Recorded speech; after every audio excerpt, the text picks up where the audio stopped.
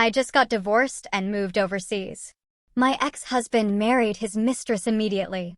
At the wedding, a guest said something that made him snap. And after that, he called me.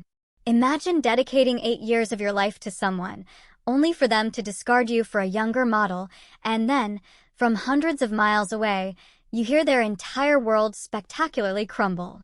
What if the universe decided to serve up the most delicious, public form of justice you could ever imagine, all without you having to lift a single finger? The air in that upscale Chicago restaurant felt heavy, thick with unspoken endings.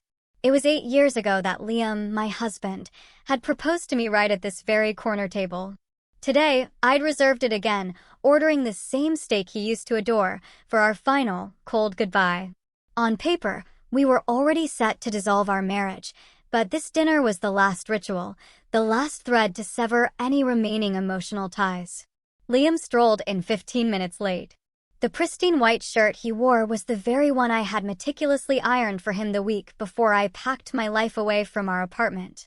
He pulled out the chair and sat down without a single apology, without even a glance my way.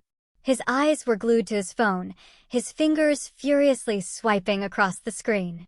Every so often, a sly, sickening smile would briefly cross the face I once loved so desperately. I knew, with a certainty that settled deep in my bones, exactly who he was texting.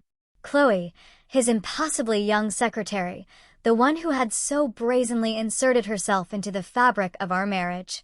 The waiter arrived, placing our plates down.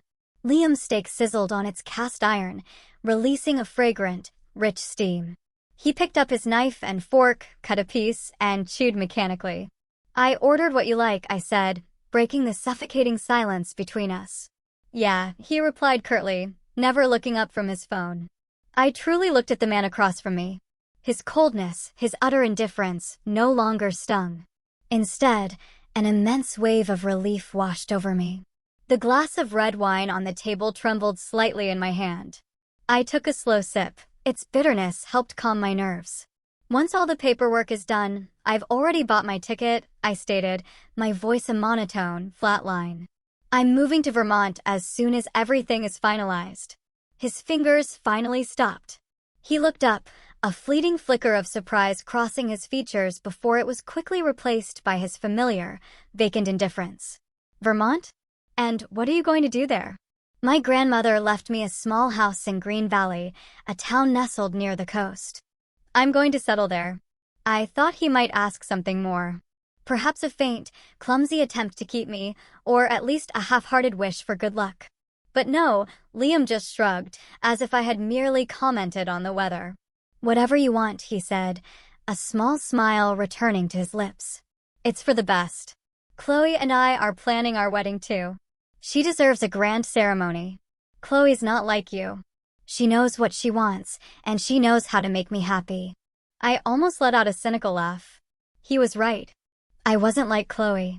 I didn't know how to fake vulnerability, how to wield tears as a weapon to demand things. And I certainly didn't know how to sleep with another woman's husband. But I didn't say it. I just nodded. "Well, congratulations to you both." The dinner ended swiftly, in the same oppressive silence it had begun. He didn't even look at me as he stood to pay. He left in a hurry, undoubtedly rushing back to his secretary, who was surely waiting. I was left alone, staring at my almost untouched plate of steak.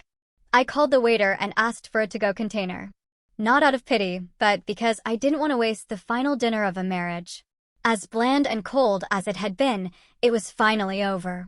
I returned to our apartment, the one that used to be our home. The silence was deafening. 8 years ago, Liam and I had poured all our savings into buying this place in downtown Chicago. I could still remember the day we got the keys. We cried with pure happiness. We painted the walls ourselves, chose every single piece of furniture together. I truly believed we would grow old here. I stopped in the middle of the living room. The cream-colored sofa we'd argued so passionately about choosing was now covered with a stark white sheet. The wall, once adorned with our wedding photos, was bare, showing only the faint nail marks where our memories had hung. Everything was still physically there, but its very soul was gone. I began packing 8 years of memories, now reduced to a few cardboard boxes. I opened the closet, my clothes on the left, his on the right. I carefully folded my dresses and blouses. A couple of his shirts were still mixed in with mine. I picked them up. The familiar scent of fabric softener still clung to the fabric. That scent used to be synonymous with peace. Now, I put them all in a separate bag for their new owner. I opened the bottom drawer of the closet where I kept our keepsakes. A small wooden box contained old photographs. The first one we ever took together in college, our smiles so innocent. The photo from our wedding day, me radiant in my white dress, him looking at me with infinite tenderness. 8 years. Where had that look gone? I didn't cry. My tears had dried up the day I discovered his text messages. I just felt a deep, profound exhaustion. I placed the wooden box at the bottom of my suitcase. I wouldn't throw it away, but I would never open it again. It belonged to a chapter of yesterday, a chapter that had died with our marriage. I spent the entire afternoon cleaning. When the apartment was almost empty, with only his belongings remaining, I took out my phone and sent him a message. I've packed my things. Keep whatever you want of the rest. I'm not taking anything but my clothes and personal items. The shared memories are in the desk drawer. Do what you want with them. A minute later, his reply came. As brief and cruel as ever. Okay, thanks. I looked at the apartment one last time. Goodbye. Goodbye to 8 years of my youth. I left the key on the oak coffee table, right next to the TV remote. A dry click echoed in the empty room. I dragged my suitcase to the door and slammed it shut behind me without a single backward glance. I felt light, as if a monumental weight I had been carrying for far too long had finally been lifted from my shoulders. Freedom. I was finally free. The day at the courthouse, the sky over Chicago was neither rainy nor sunny. The air was humid and dense, much like my mood months ago. But today, my heart was strangely calm. I wore a simple beige dress and light makeup. I didn't want to look like a victim on my last day as a wife. Liam was there, too. He wore a crisp suit and his hair was slicked back with gel, but the dark circles under his eyes betrayed his fatigue. Perhaps he was exhausted from the legal proceedings, or maybe from pleasing his pregnant lover. An older judge, wearing spectacles, looked at us with a touch of compassion. Have you thought this through? Marriage is for a lifetime. Yes, Your Honor, we have, we replied in unison. Everything was quick. Signatures, stamps. The judge declared us divorced. 8 years of life together ended with a thin sheet of paper. I received my divorce decree, a certificate of my single status that felt both heavy and light. Just as we left the courtroom, Liam's phone rang. He answered hastily, and his tone changed from cold to sickeningly sweet. I'm coming out now, my love. Don't move. Wait for me. He hung up and walked past me as if I were a complete stranger, rushing out. He was in such a hurry, he almost collided with a woman walking in the opposite direction. He didn't say a single word of goodbye. I stood there, watching his back disappear down the hall. I smiled. An ending like that was fine, too. I was in a hurry as well. I had left my suitcases at Maria's place the day before. Now I just had to pick them up and head to Union Station. Maria, my best friend, was already waiting for me. As soon as she saw me, she ran to embrace me. Isabella, are you okay? Her voice was filled with genuine concern. I'm fine, I said, patting her back. Better than ever. Maria looked me up and down and frowned. You look it. Your face is paler than a ghost. Are you going to be all right on your own out there? She pressed a heavy cloth bag into my hand. Here's a bottle of good Vermont Pinot Noir, some cheese from the local dairy, and a loaf of artisanal sourdough. I know you might feel a little out of place at first. When you miss home, have some of this so you don't feel so alone. I started to laugh, a lump forming in my throat. In my absolute worst moment, I still had someone who truly cared about me. Thanks, Maria. Only you get me. What's to get? She grumbled affectionately. Now that you're leaving, you have to live well. Make yourself gorgeous. Get rich and make that bastard die of envy. And don't you ever dare cry over an idiot again. We sat in a coffee shop at the station, talking about everything and nothing. Maria gave me 1,000 pieces of advice, from how to find a house to how to be careful with small-town men. She talked so much that I could only nod and smile. I knew she was trying her best to cheer me up, to fill the void of our last moments together. It was time to board. We hugged tightly at the platform entrance. "Take care of yourself," she whispered. "If anything happens, let me know." "You too. Call me as soon as you get there." She let go, but her expression turned hesitant. "Hey, Isabella, there's something I don't know if I should tell you." "What is it?" I frowned at this point. What else could I possibly handle? "Tell me." Maria took a deep breath and leaned closer to my ear. "Chloe is pregnant." I froze for a second. Not from shock, but from the searing irony. So that was it. That's why he was in such a hurry to get divorced. That's why he didn't want any of our assets, just for me to sign the papers quickly. I managed a faint smile. Well, double the happiness for them. "That's not all," Maria continued, her face a mask of contempt. "They're planning an incredibly lavish wedding. My husband heard it's going to be at the Grand Vista estate. They've booked the entire main ballroom. Bet Chloe wants the wedding of the century to show off to everyone. Typical of a shameless social climber." "Let them do what they want," I said, shaking my head. "It doesn't matter to me anymore." And it truly didn't. The raw pain had transformed into a dull, old scar. Now, hearing news about them just seemed utterly ridiculous. A greedy man and a materialistic woman. They were made for each other. "But I'm worried about you," Maria insisted. "I have to go," I interrupted her. "The train won't wait." I gave her one last quick hug and turned away decisively. I walked through the ticket gate without looking back. I could feel Maria's eyes following me. Once in my seat, I switched off my phone. As the train left Chicago, leaving the gray city behind for the green landscapes of the West, I knew a new life was waiting for me. And in that life, there would be no room for Liam or Chloe. I took out my phone, broke the old SIM card, and tossed it into the trash. I blocked any possible contact with him. A clean break. Goodbye. Past. The train ride lasted for hours. I barely slept, reading a novel by a favorite author, trying to reconnect with the parts of myself I had set aside. When the train began to slow down and the announcer called out the station, my heart sped up. I stepped off the train and the cool, damp Vermont air filled my lungs. It was pure and clean, so profoundly different from the city's stale air. The sky was a deep blue without a single cloud, and the sun shone brightly, but without burning. I gathered my luggage. Everything was unfamiliar. The accent, the people, even the scent in the air. But I didn't feel fear, just a strange, exhilarating excitement. I took a cab to Green Valley. The driver, a friendly middle-aged man, glanced at my suitcases in the rearview mirror. "Moving to Green Valley or just visiting?" he asked with a warm local accent. "Moving back, actually," I replied with a smile. "I'm taking over my grandmother's house." "Well, I'll be," the driver chuckled. "Welcome home, then. Green Valley is a beautiful town. You're going to love it." The car left the city behind and entered the countryside. Tall buildings gave way to tree-lined roads, intensely green meadows, and charming stone houses. The landscape was so peaceful that I rolled down the window and took a deep breath. The air smelled of wet grass, damp earth, and blooming flowers. I knew, with absolute certainty, I had made the right decision. The taxi stopped in front of an old stone wall covered in ivy with a faded blue wooden gate. I paid the driver and dragged my heavy suitcase through the gate. My grandmother's house appeared before me.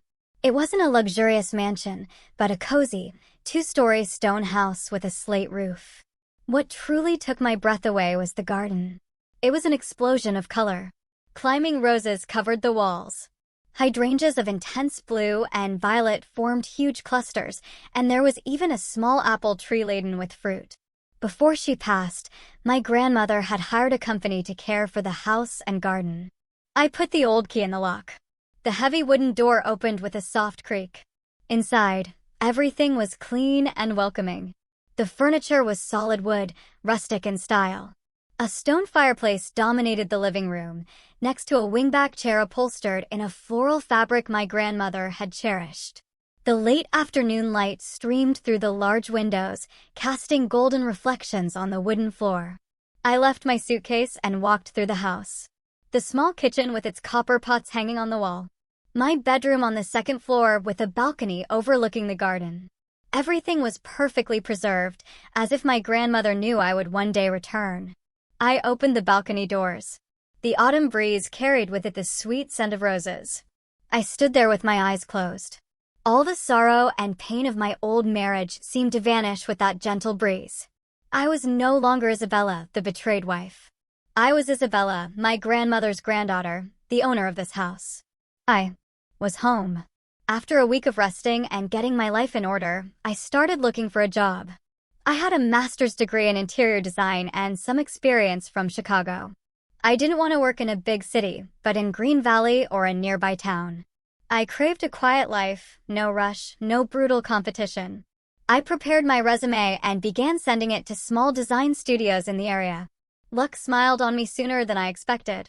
3 days later, I received an email for an interview at Stone and Timber Design, a small but reputable studio right here in Green Valley. I prepared nervously, choosing an elegant pantsuit and reviewing professional terminology. The studio was on a hidden alley, behind a cascade of vibrant bougainvillea. David, the owner of the studio, interviewed me. He was about 40, with slightly tousled brown hair and very warm, kind green eyes. He reviewed my portfolio carefully, nodding thoughtfully as he saw my previous projects. "Your resume is impressive," David said in a deep, calm voice. "But why choose a small studio in Green Valley over a big firm in Chicago?" I smiled and answered honestly. "I came back to my grandmother's house. I love the peace of this town. I want to do the work I love, but also have time to tend my garden and truly enjoy life. I believe the quality of work doesn't depend on the size of the company." David looked at me intently and then smiled. "I feel exactly the same way.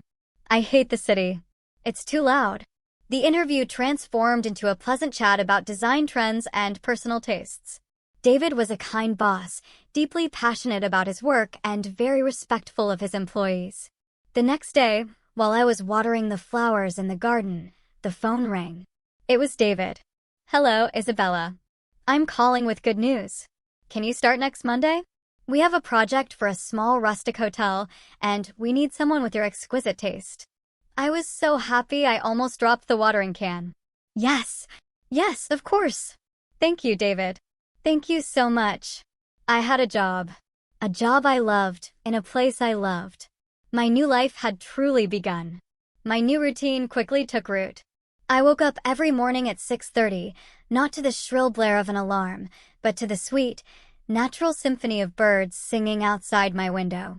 I'd walk to the town bakery, buy a fresh croissant and a coffee. The comforting smell of butter and coffee in the morning filled me with energy. I walked to work. The studio was only a 15-minute stroll from home. The path was shaded by ancient trees and crossed an old stone bridge over a small, murmuring river. My colleagues at the studio were incredibly kind. There were only 5 of us, including David. They gave me a warm welcome, patiently helped me with some local expressions, and always praised the dishes I sometimes brought for them. David was a wonderful boss. He entrusted me with the rustic hotel project immediately, granting me complete creative freedom. The work absorbed me, leaving no time to dwell on the past. On weekends, I no longer had to cook and clean for someone who didn't deserve it. I dedicated my time entirely to myself.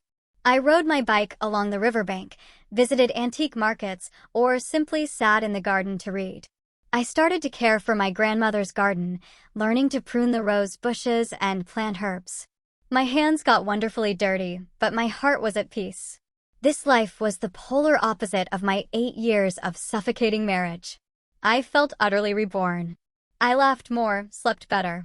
On a Friday afternoon, a week before Liam's wedding, Maria called me on FaceTime. "My God, Isabella, look at you. Are you glowing? Or is it just me? Your skin is flushed. Your face is so fresh. Does the weather there suit you?" "I guess so," I laughed. "Work is going well. The air is clean. How are you?" We talked for a while. Just before hanging up, Maria hesitated. "Hey, Isabella. Next week. Next week is that bastard's wedding. Are you going to be okay?" I knew Maria was worried about my feelings. I looked out the window. The evening sun painted the garden in shades of gold. "I'm fine," I said in a serene voice. Next week, I have to visit an antique ceramic workshop. I'm too busy thinking about what kind of tiles to choose for the hotel bathrooms. Wish them happiness. I'm busy planting flowers and working. Maria looked at me for a long time through the screen and then sighed in obvious relief. Yeah, you're right. Being busy is the best thing. To hell with them. I hung up and continued sketching my ideas. The day of their wedding, I truly didn't care. That day finally arrived. In Vermont, it was Saturday afternoon. I had just finished watering the hydrangeas when my phone rang. It was a FaceTime call from Maria. I smiled, dried my hands on my apron, and accepted the call. Maria's excited face appeared on the screen. She was at home in her pajamas, but the background noise was a chaos of music and voices. Isabella, what are you doing? Maria shouted into the phone. I just finished in the garden. Why is it so loud? Are you at a party? No way. My husband is. Maria rolled her eyes and lowered her voice conspiratorially. He's at that bastard Liam's wedding with that tramp, and I forced him to live stream the whole thing for me so you can get the scoop and have your revenge. With that, Maria pointed her phone's camera at her husband's phone screen. I didn't need to see. Maria's shrill voice was enough. Oh my God, Isabella, what a waste of money. My husband says they've booked the largest ballroom at the Grand Vista estate. Red carpet from the entrance, imported flowers everywhere. They even hired a symphony orchestra. It's insane. I frowned. And how my husband sent me a picture. Maria turned the screen to show me a blurry image of Chloe's dress. They say it's a designer gown with Swarovski crystals, valued at tens of thousands of dollars. And she's even wearing a tiara like some fairy tale princess. And to top it off, she won't stop stroking her belly while greeting the guests, to make sure everyone knows what a shameless woman. I shrugged. And Liam, he's bursting with pride, Maria continued indignantly. With his white suit, hair full of gel, he's walking arm in arm with her like they're the king and queen of the world. My husband says he has such an arrogant look on his face, as if he's conquered the universe. He probably thinks he's the smartest man alive for marrying a young woman who's going to give him an heir.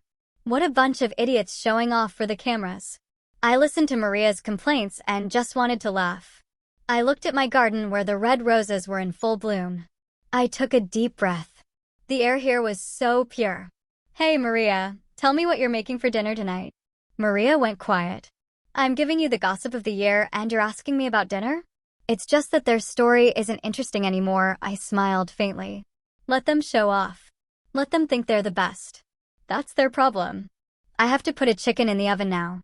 David and the team from the studio are coming over for dinner. Maria stared at me through the screen and then suddenly burst out laughing. Oh, Isabella. Isabella, you've reached enlightenment. You're right. Why worry about those people? Go roast your chicken, and I hope it's delicious. If there are any updates, I'll call you with the next chapter. We hung up. I took off my apron, washed my hands, and started preparing dinner. Their laughter, their luxury, all of that was a world away. And I realized, for the first time in 8 years, that I didn't feel a shred of jealousy or pain. They just seemed like strangers, and my life was now truly my own. I thought the story of the wedding would end with Maria's call. I had a wonderful evening with David and my colleagues. We drank wine, ate roast chicken with herbs, and had a lively discussion about the hotel project. The work was progressing very well, and David kept praising my ideas. But the next morning, just after I woke up, as I was making coffee and stepping out onto the balcony to breathe the fresh air, the phone rang again. It was Maria. At that hour, it was already mid-afternoon in Chicago. I was a little surprised. What's up? Another live stream? I joked as I sipped my coffee. But Maria's voice on the other end wasn't like yesterday's. It wasn't indignant, but filled with a boundless euphoria, as if she'd won the lottery. Isabella, Isabella, are you sitting or standing? Her voice was a shriek. I'm standing. Why are you so happy? Sit down right now. Sit down because I'm about to tell you something that will knock you off your feet. The greatest drama in history has just begun. My husband just got home and told me everything. I can't stop laughing. Curious, I dragged a chair over and sat down. Okay, I'm sitting. What happened? Ha ha. Maria let out a long, theatrical laugh. It turns out there was an unexpected guest at the wedding yesterday. Guess who? I frowned. How would I know? Your Uncle George, your grandmother's friend. I almost choked on my coffee. Uncle George? What was he doing there? He doesn't know Liam at all. That's the beauty of it, Maria said with a melodramatic tone. It turns out Liam's father did a small business deal with your Uncle George years ago, and they still have a friendly relationship. And you know your uncle, he's a loudmouth, especially when he drinks. He had just gotten back from Vermont from visiting his son and stopped by Chicago. I started to imagine Uncle George with his characteristic booming voice in the middle of that phony wedding. And what happened? I asked, starting to get interested. My husband says that by the end of the reception, Uncle George was pretty drunk. He was sitting with some other friends of his and started bragging. Maria lowered her voice, imitating Uncle George. You know what? I just got back from Vermont. I went to see my son, and on the way I stopped by Green Valley, that cute little town near the coast. My heart skipped a beat. Green Valley? He ran into me. Exactly, Maria exclaimed. My husband says Uncle George continued to tell everyone at the top of his lungs, I ran into little Isabella, my late friend's granddaughter. My God, she's so beautiful and smart. She's living in a gorgeous house with a rose garden that her grandmother left her. She's living like a queen, you know. I was stunned. It was true. I had run into Uncle George last week at the town market. He called out to me, and we talked for a few minutes. I invited him to the house, but he said he was in a hurry to get to the airport.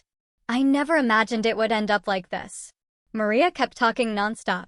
Your uncle started telling your life story to anyone who would listen. And with that voice of his, even the tables next to them heard him. A vague sense of unease crept over me. This story, told at Liam's wedding, couldn't be just a simple anecdote.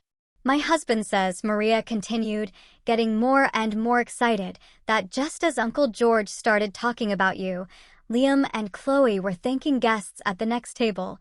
They heard everything, word for word. I held my breath. Maria cleared her throat, continuing her performance.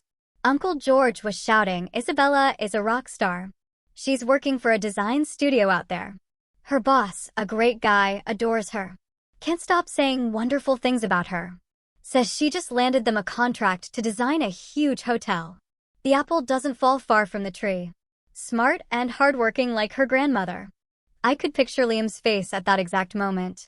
He who had always belittled my work, who considered me a conformist living off him. But wait, Isabella, here comes the best part. Maria shouted, unable to contain herself. Here comes the climax. A friend at your uncle's table asked him, wow, is the girl that smart? She must be making a good salary, right? And your Uncle George answered, waving his hand, salary? What salary? The salary is for her expenses. Her grandmother adored her. Not only did she leave her the house with the rose garden, she left her a multi-million-dollar inheritance. They say it's a fortune, several $1,000,000. Little Isabella is now a low-key millionaire in Vermont, living the good life, free as a bird, without having to put up with any jerks. I was speechless. It was true, my grandmother had left me an inheritance, but I had never discussed the amount with anyone. I didn't know Uncle George knew in such detail, much less that he would blurt it out in the middle of the wedding. Oh my God, Isabella. My husband says that the instant the word millions left your uncle's mouth, Liam's face went from white to green. He could barely stand, and Chloe next to him had her mouth wide open. She couldn't believe what she was hearing. People at the surrounding tables started whispering. The rumor spread like wildfire. The groom's ex-wife is a millionaire. Turns out the one he just left is actually rich, and he's marrying the secretary. The murmuring grew. And you know what? Maria said with a triumphant voice. Just when Liam was in shock, realizing he had thrown away a gold mine, your Uncle George delivered the final blow. My heart sank. There was more. The rumor was spreading throughout the hall. Liam and Chloe were paralyzed. Chloe tried to pull Liam's arm, but he seemed glued to the floor. And then Uncle George, after talking about you, continued his conversation with his friend. I could imagine the scene. A strange silence fell around Uncle George's table. Everyone strained to hear. Maria imitated Uncle George's voice again. But these days, my friend, there's a lot of deception. If you end up with a gold digger, you're lost. Like, what happened to the groom? This Liam guy. I flinched. He said it that clearly? Almost. Maria exclaimed. My husband says your uncle continued. The other day, I went to the bank to run some errands and I ran into Frank, the VP of credit, who's a friend of mine, and Frank told me something very funny. He told me that this Chloe, Liam's secretary, the bride today, went to the bank last week and made a scene. The faces of Liam and Chloe, according to Maria's husband's account, were drained of all color. Frank told him, Maria continued her performance, that this Chloe went to withdraw some money from her savings account. And while she was doing it, she complained to the teller. She was talking so loud the whole bank heard her. She said, I'm so fed up.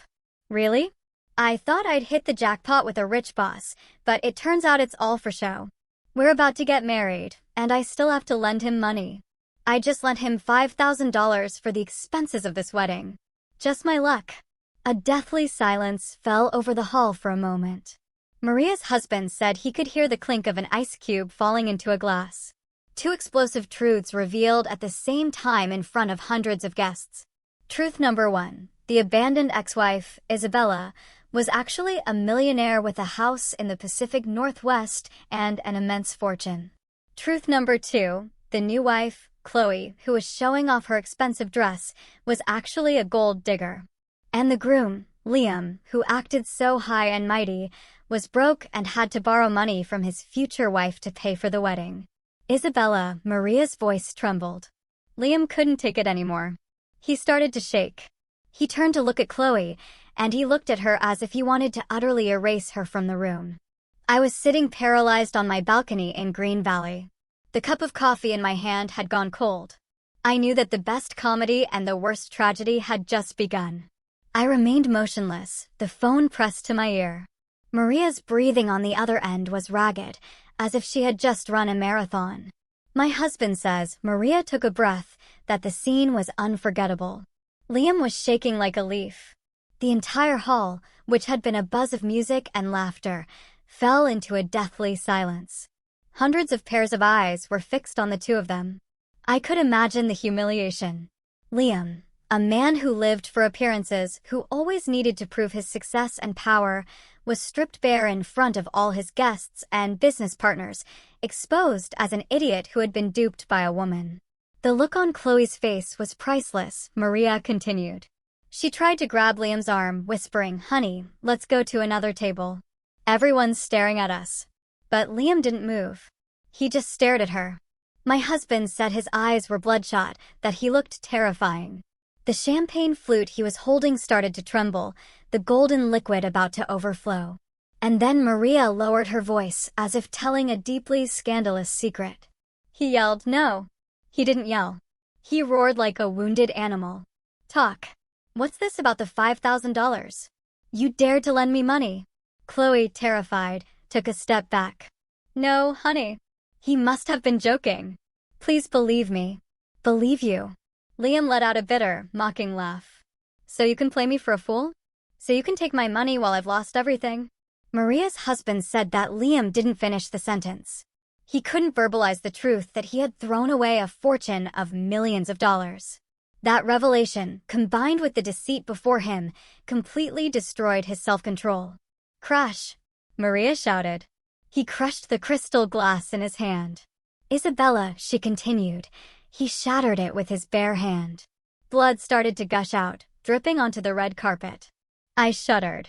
I knew Liam had a temper, but I never thought he could lose control like that.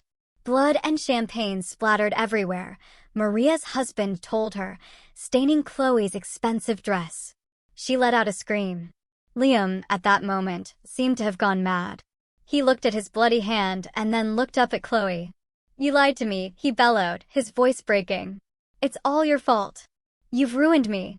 The rage exploded. The regret for losing me, the humiliation of Chloe's deceit, the fury at realizing he was a complete fool. It all built up and turned him into a madman. He realized on his own wedding day that he had let go of a good, wealthy, and capable wife to end up with a lying gold digger, one who had milked him for every last cent to throw this ostentatious wedding. He had thrown pure gold in the trash to pick up a painted rock. And then, I asked, my throat dry. Chaos. Absolute chaos. Maria's voice still trembled. After yelling, "You've ruined me," he started destroying everything. Destroying everything at his own wedding? My husband says yes. Maria replied hastily. He swung his arm and swept the tower of champagne glasses off a nearby table. The sound of shattering glass was deafening. He flipped over an entire table full of food, lobsters, seafood. Everything went on the floor. The guests were screaming and backing away in fear. And his parents were white as sheets. They ran towards him. His father tried to hug him. "Liam, what are you doing? Stop it, please. This is an embarrassment." But he pushed his own father away. He was like an animal out of control. He pointed at Chloe, who was paralyzed and trembling in her white dress, now stained with wine and sauce. "Talk. And what about the pregnancy? Did you lie to me about that too?" he yelled. The shout echoed through the hall. That question was the spark that lit the fuse. People started whispering louder. "Oh my God, the pregnancy is fake too. No wonder she was touching her belly so much. It was all an act. What a terrifying woman." Chloe, cornered, reacted. There was no trace of her fake sweetness left. She screamed back, "Are you crazy? You dare say my child is fake? Shut up." Liam swatted her away with the back of his hand. The push was so strong that Chloe, in her high heels, lost her balance and fell backward. "Oh," Maria gasped. "My husband says she fell and hit her stomach on the corner of a decorative table." I held my breath. Even though I didn't like her, a child was innocent. Did something happen to her? Chloe clutched her stomach, pale as wax, screaming in pain. Seeing her, Liam stopped for a second, probably scared. But just then, Maria paused for breath. Frank, the bank VP that Uncle George had mentioned, who was there as a partner of Liam's company, came over when he saw the commotion. And what did Frank say?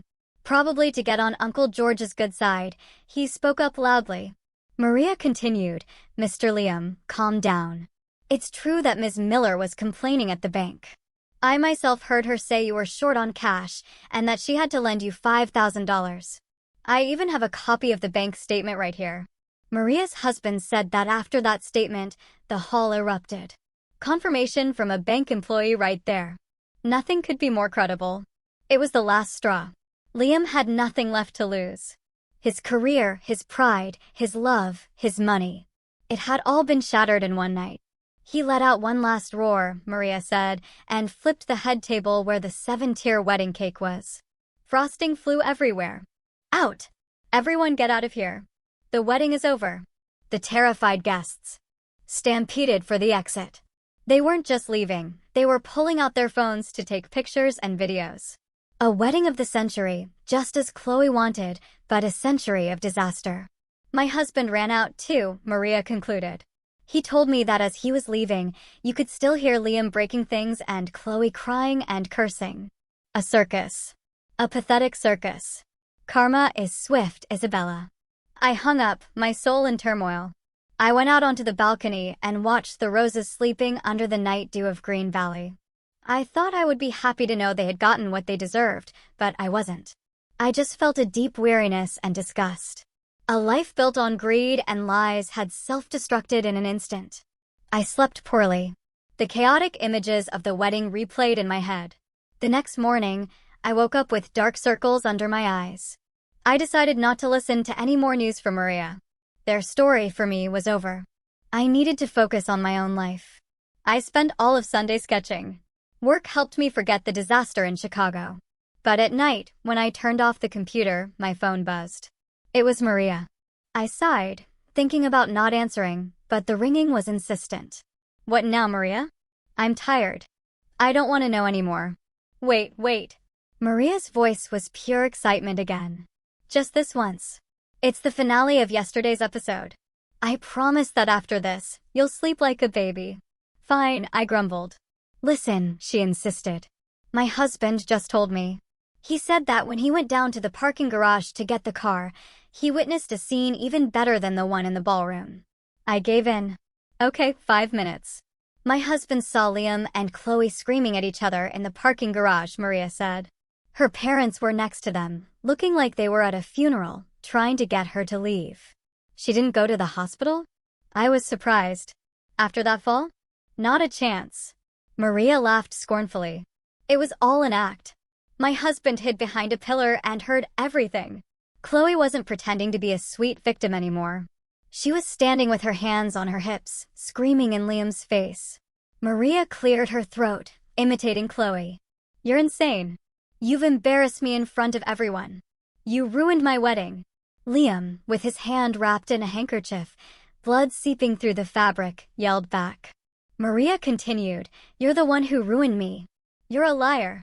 You've been stealing from me. And then Chloe started to laugh, Maria said with contempt. A laugh that made my husband's skin crawl. Steal from you? Do you even have money to be stolen from? Who paid for this wedding, huh? Tell me. My $5,000 wasn't even enough to get started.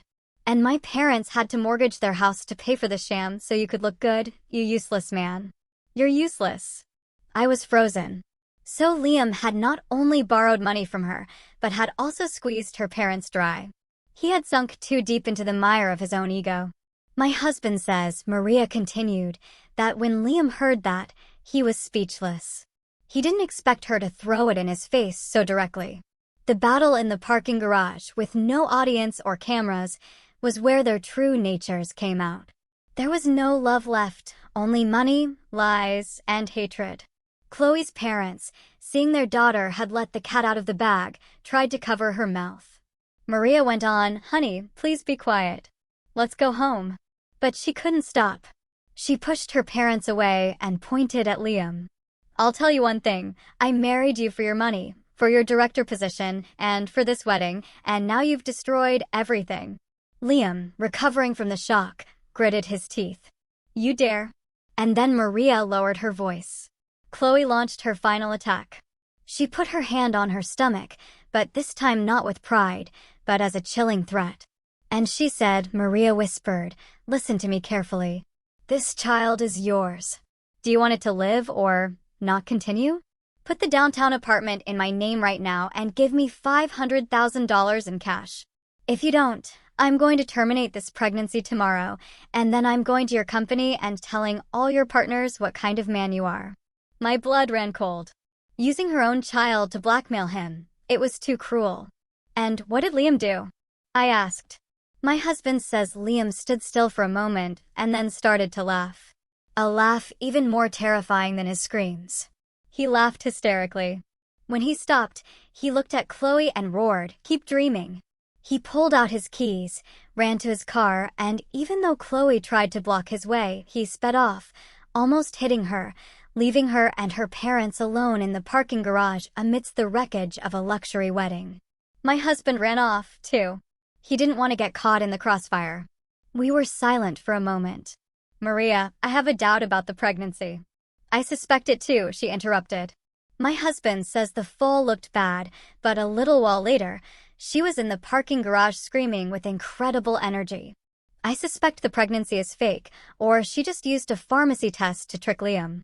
She used it to force the wedding and now to extort money. I let out a long sigh. Fake or not, that child was a victim. Well, Isabella, Maria said with a tired voice. Let's call it a night for this drama. Two greedy, lying people who destroyed each other. Birds of a feather flocked together. Go to sleep. I need it, too. So much drama is exhausting. I hung up. I looked out at the night. Green Valley was calm. The sound of crickets filled the garden. I realized the storm in Chicago had passed, and it had nothing to do with me anymore. I asked Maria not to tell me anything more about them. I didn't want the garbage of the past to dirty my present. I threw myself into my work, into the hotel project. But a month later, during one of our calls, Maria couldn't hold back. Isabella, I have to tell you, her voice was serious this time. The situation with Liam has really blown up. What else? His career is over. My husband says that after the scandal, The videos of him trashing the wedding and screaming at FuII went viral. Even though they were taken down quickly, all his important partners saw them. And what did they do? Cancelled contracts en masse. His most important partner, an influential Asian conglomerate, sent him a letter immediately terminating their collaboration. They said they couldn't work with someone of questionable morality, who can't control his emotions, and who treats his family so terribly. I remained silent. It was inevitable. For a businessman, reputation is more important than money. When he lost the big contract, the company went under, Maria continued. The key employees, the good ones who worked with you, left in a group. They said they couldn't work for a crazy boss who also owed them money. They left and took the clients with them so quickly. I was surprised. Yes, now he's desperate. My husband says he spends his nights taking small clients out to dinner, trying to salvage what's left. He's drinking so much that last week he was admitted to the ER for a stomach hemorrhage. He was there for 2 days and then escaped to keep drinking, but it's useless. No one wants to board a sinking ship with a captain with that kind of reputation. I shook my head. The career Liam was so proud of, the one he used to humiliate me, was crumbling because of his ego and bad decisions. I'm going to hang up, Maria, I said. I have a meeting with David. Yeah, you're right. She agreed. Those people don't deserve another minute of your time. You just live well. I hung up. I looked at the 3D design of the hotel lobby on my screen. I had chosen a rustic and cozy style, with local ceramics and oak wood. I felt proud of my work. It was real. It created value, unlike Liam's House of Cards career. Several months passed. I finished the hotel design and began supervising the construction. The work was intense, but exciting. One night, Maria called.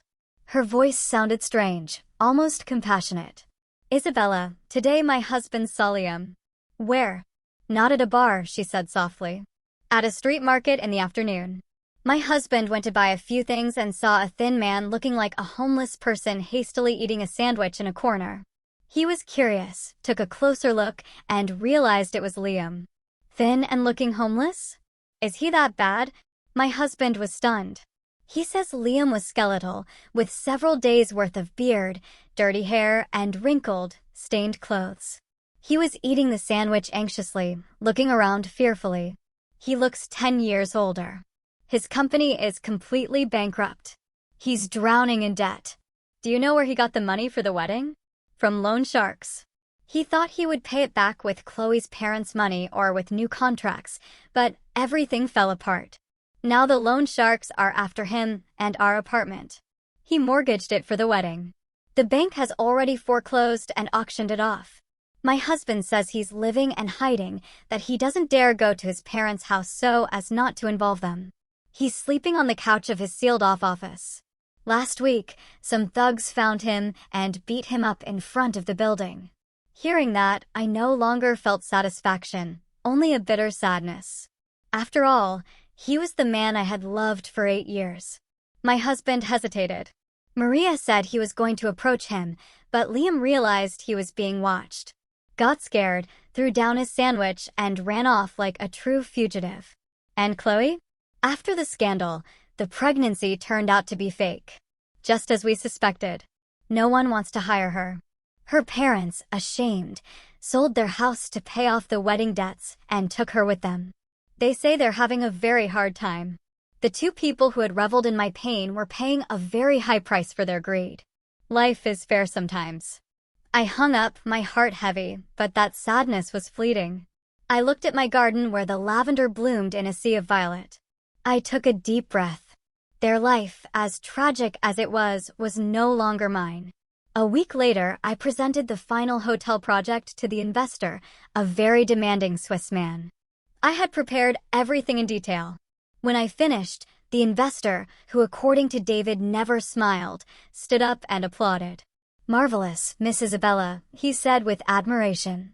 This is exactly the soul I was looking for. You have done an excellent job. David, beside me, smiled proudly. The project was approved without a single change. Back at the studio, David told me, Isabella, you've amazed me. The client is delighted. He's going to recommend us for a much larger resort in Napa Valley. It was a team effort, David, but the vision was yours. To celebrate, the company has decided to give you a 30% raise effective this month, and you deserve a week of paid vacation. Go wherever you want and recharge, because the Napa Valley project is waiting for you. I was so happy. I wanted to jump in the middle of the street. A raise, a vacation, and most importantly, my work was recognized. I realized that by leaving Liam, I hadn't lost anything. I had found myself and so much more. I decided to use my vacation to travel down the California coast. I rented a small car and drove on back roads, staying in rustic inns, eating goat cheese and toast with olive oil. I met new people. We talked about wine, art, and the sheer beauty of life. I realized my value wasn't in being someone's wife or in the money I had, but in my independence, in my ability to create my own happiness. When I returned to Green Valley, my garden was even more beautiful. I signed up for advanced French classes and a pottery workshop. I wanted to keep learning. One afternoon, while reading in the garden, Maria called. We talked often, but only about my life, her work, her kids. We never mentioned Liam or Chloe again. They had disappeared from my life like a nightmare that fades at dawn. I watched the sun dance on the leaves. I understood that those 8 years of marriage, though painful, had taught me a profound lesson. And the separation wasn't an end. It was a beginning, the door to a new path, a path filled with sunshine. I smiled. I knew my future on that path would only get better. What a roller coaster, right? To watch someone's downfall from afar, knowing you escaped that wreckage. If you've ever had a moment where karma delivered, or you realized your greatest loss was actually your biggest win, share your story in the comments below. I'm eager to hear them.